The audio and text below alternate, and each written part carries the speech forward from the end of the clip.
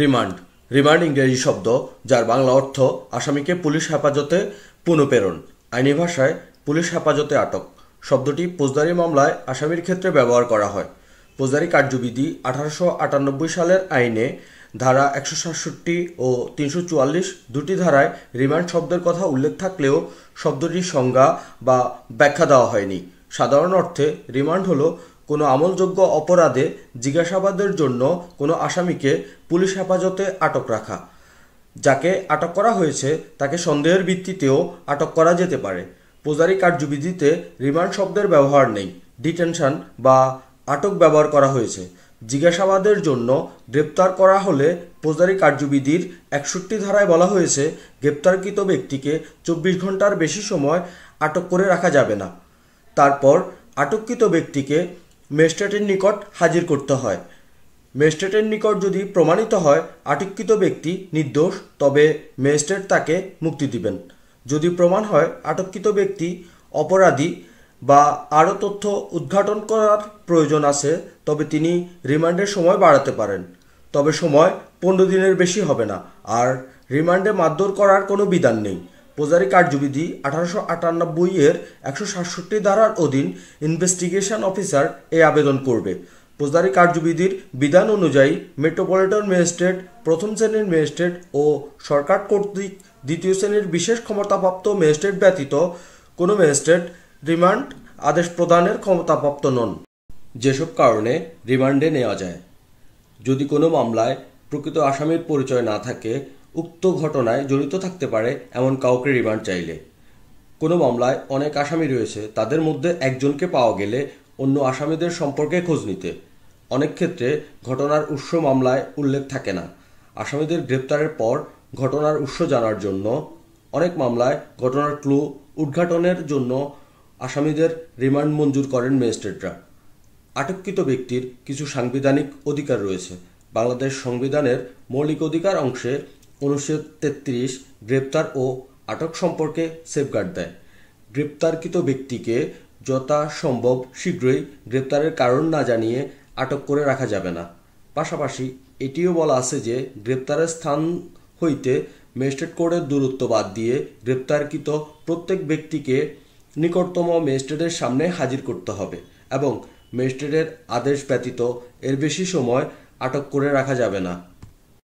রিমান্ডে থাকা অবস্থায় আসামিদের জিজ্ঞাসাবাদে পুলিশি আচরণ সম্পর্কে মহামান্য সুপ্রিম কোর্ট 2003 সালে 4টি দিক নির্দেশনা প্রদান করেন। 1 নম্বর, কাচের দেয়াল সম্পূর্ণ একটি কক্ষে জিজ্ঞাসাবাদ করতে হবে। 2, জিজ্ঞাসাবাদের আগে ও পরে অভিযুক্তদের স্বাস্থ্য পরীক্ষা করতে হবে। 3, প্রতিবার রিমান্ডের মেয়াদ 3 দিনের বেশি হবে না। 4, কাচের দেয়াল নির্মাণ না হওয়া পর্যন্ত আসামির আইনজীবী ও আত্মীয়দের সামনে জিজ্ঞাসাবাদ করতে হবে। রিমান্ডের ব্যাপারে হাইকোর্টের স্পষ্ট নির্দেশনা। 1898 সালে Bangladesh legal aid and trust সহ কয়েকটি মানবাধিকার সংস্থা রিমান্ড প্রশ্নে হাইকোর্টে একটি রিট দায়ের করেন। এটি করা হয় সন্দেহজনক গ্রেপ্তার সংক্রান্ত ফৌজদারি কার্যবিধির 54 ধারা এবং রিমান্ড সংক্রান্ত 167 ধারার অপব্যবহার চ্যালেঞ্জ করে। 2003 সালের 27 এপ্রিল হাইকোর্টের একটি বেঞ্চ ওই দুটি ইস্যুতে প্রচলিত আইন সংশোধনের নির্দেশ দেয়। এই নির্দেশনায় আপিল বিভাগ স্থগিত করেননি। হাইকোর্টের নির্দেশনায় বলা হয়, আটক আদেশ বা ডিটেনশন দেওয়ার জন্য পুলিশ কাউকে 54 ধারায় গ্রেপ্তার করতে পারবে না। কাউকে গ্রেপ্তার দেখানোর সময় পুলিশ তার পরিচয়পত্র দেখাতে বাধ্য থাকবে। গ্রেপ্তারের কারণ একটি পৃথক নথিতে পুলিশকে লিখতে হবে। গ্রেপ্তারকৃতদের শরীরে আঘাতের চিহ্ন থাকলে তার কারণ লিখে তাকে হসপিটালে চিকিৎসার জন্য ডাক্তারি সনদ আনবে পুলিশ। গ্রেপ্তারের 3 ঘন্টার মধ্যে গ্রেপ্তারের কারণ জানাতে হবে পুলিশকে। বাসা বা ব্যবসা প্রতিষ্ঠান ছাড়া অন্য কোনো স্থান থেকে যদি কাউকে আটক করা হয়, তাহলে আটক ব্যক্তির নিকট আত্মীয়কে 1 ঘন্টার মধ্যে টেলিফোন বা বিশেষ বার্তা বাহকের মাধ্যমে বিষয়টি জানাতে হবে। আটক ব্যক্তিকে তার পছন্দসই আইনজীবী ও নিকটাত্মীয়ের সঙ্গে পরামর্শ করতে দিতে হবে। জিজ্ঞাসাবাদে রিমান্ড প্রয়োজন হলে ম্যাজিস্ট্রেটের আদেশক্রমে কারাগারে কাচ নির্মিত বিশেষ কক্ষে জিজ্ঞাসাবাদ করতে হবে। কক্ষের বাইরে তার আইনজীবী ও নিকটাত্মীয় থাকতে পারে। কারাগারে জিজ্ঞাসাবাদে প্রয়োজনীয় তথ্য পাওয়া না গেলে তদন্তকারী কর্মকর্তা ম্যাজিস্ট্রেটের আদেশক্রমে সর্বোচ্চ 3 দিন পুলিশ হেফাজতে জিজ্ঞাসাবাদ করতে পারবে। তবে এক্ষেত্রে উপযুক্ত কারণ থাকতে হবে। জিজ্ঞাসাবাদের আগে ও পরে ওই ব্যক্তির ডাক্তারি পরীক্ষা করতে হবে। পুলিশ হেফাজতে নির্যাতনের অভিযোগ উঠলে ম্যাজিস্ট্রেট সঙ্গে সঙ্গে মেডিকেল বোর্ড গঠন করবেন।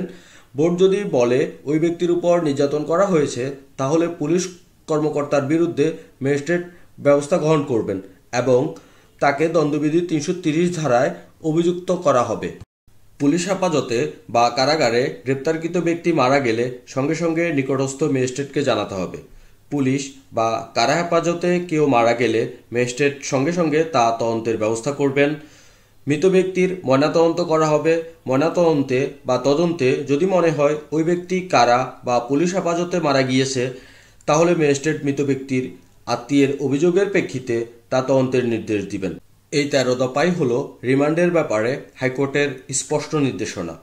এসব নির্দেশনা সুপ্রিম কোর্টের আপিল বিভাগে চ্যালেঞ্জ হয়নি অথবা আপিল বিভাগ এসব নির্দেশনা বাতিল বা সংশোধন করেনি।